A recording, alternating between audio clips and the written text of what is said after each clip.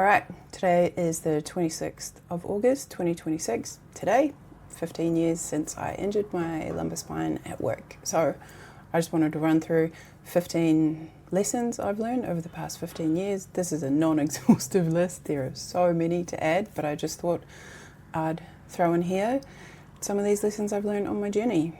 Quick little backstory. It was 3 weeks after my 29th birthday when I injured L5-S1 at work. I lifted a 60 kilo ice caddy. I tried to do it first time by myself.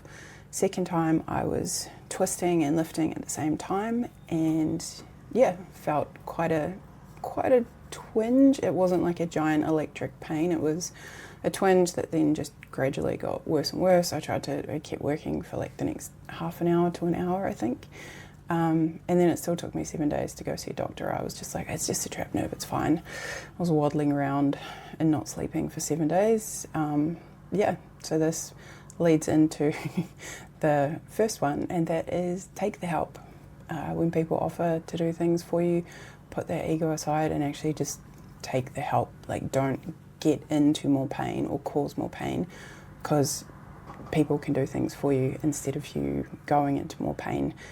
This can even come down to having people like tie up your shoes when you first injure yourself, or when you're in like a wind up or peak pain. Let people take you grocery shopping or do your groceries or do housework or anything for you. Just take the help, put the ego aside. All right, number 2, you are not broken. Just because you live in chronic pain or you have an injury or you have a condition that causes you pain, you are not broken in any way. Never believe that shit. That's a story I definitely have to keep learning myself. Number 3, go outside. Just go outside. Look up at the sky, see what you can see. Go take a gentle walk around the park. Everything can be so much better when you actually just go outside instead of just isolating yourself in your fortress of solitude at home. It definitely can add so much to your day. Number 4, learn to communicate effectively with the people in your life. That can be your family, your medical professionals that are treating you, people at work, your friends. Don't shut them out, but learn to communicate what you actually need. This can save you a lot of time by not getting angry at people when you can't actually communicate because you're in so much pain and you just need to be left alone, or if you just need a bit of space. Organise a time for people to get back to you, or when you can get back to them when you're up for it. I've definitely taken a while to learn this one. A lot of people in my life can attest to how terse, maybe occasionally vicious I can get when I'm in peak pain. So we've learned some good strategies how to communicate well. All right, number 5, not just taking the help, but asking for help. This is key. We can't do this alone. No one can do this alone. So ask for help with what you need. It doesn't make you less than, it doesn't make you weak. It makes you stronger for actually being able to, have that awareness and be like, actually, I do need help with this. Can you please help me? Especially medical providers, if you need help with mobs or anything, just ask. It's their job. They're happy to help. Number 7, no job is worth your health.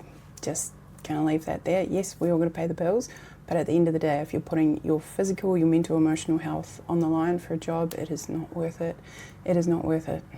Health is like this leads into number 6, that health is the most important asset you're ever going to have in your life. Without it, you can't do anything. So protect, especially your physical health, as much as you possibly can. Number 8, build a team.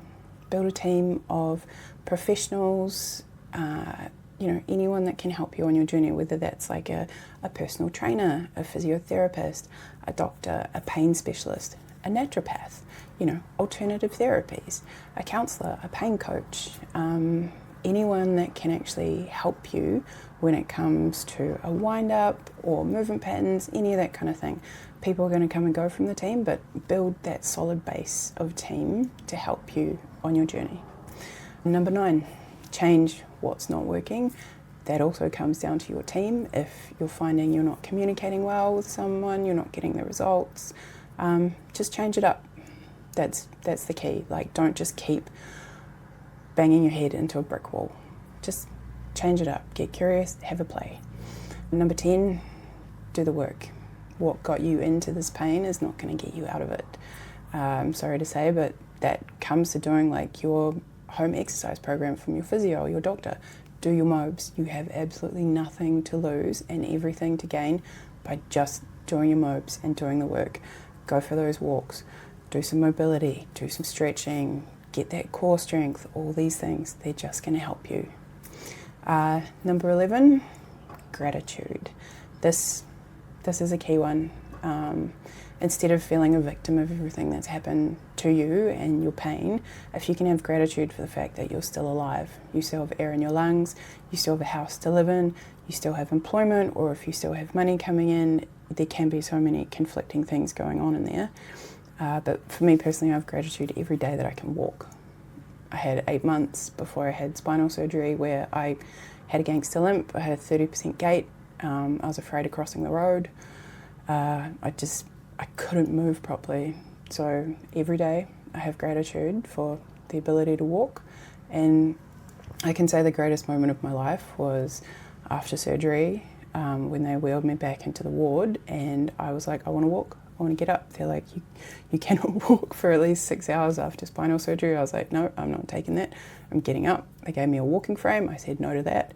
And I waddled my ass down the corridor of that ward. And it was the greatest walk of my life because, yeah, although I was waddling like a penguin because I just had spinal surgery, I could walk without that pain. I could move my leg properly for the first time in 8 months, and it was amazing. And I still have gratitude for that moment every day. Number 12, leaning into meds is okay when needed. I've been quite forceful, being like, I don't want to be medicated, I want to feel everything, but then I have had certain times where I have had to, take those meds and it's been fine. And then I've gotten off them and they're there when you need them, but they don't have to be there all the time. It's everyone else's journey of however you manage that, but I've learned for me, leaning into them when I need them is okay. Number 13, be honest with people where you're at. This can be like, stop white knuckling it. Sometimes you don't realize how far down the hole you may be, especially being honest with people like your physio or your doctor, how you're doing, so they can actually treat you where you're at. Like if you're not doing your mobs, tell them that. If you're finding it difficult to do this, tell them that. Just be honest with where you're at, because the more honest you can be, the better aligned that course of action can be. It'd be like, all right, well, if you're finding it hard to do this, we need to work on this.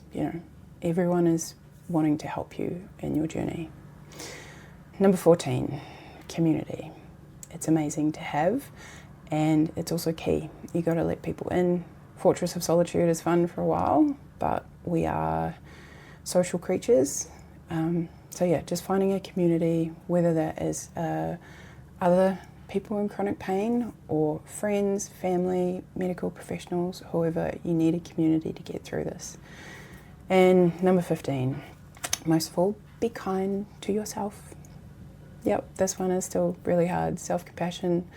Yeah, you're not alone in this. You're not doing it wrong.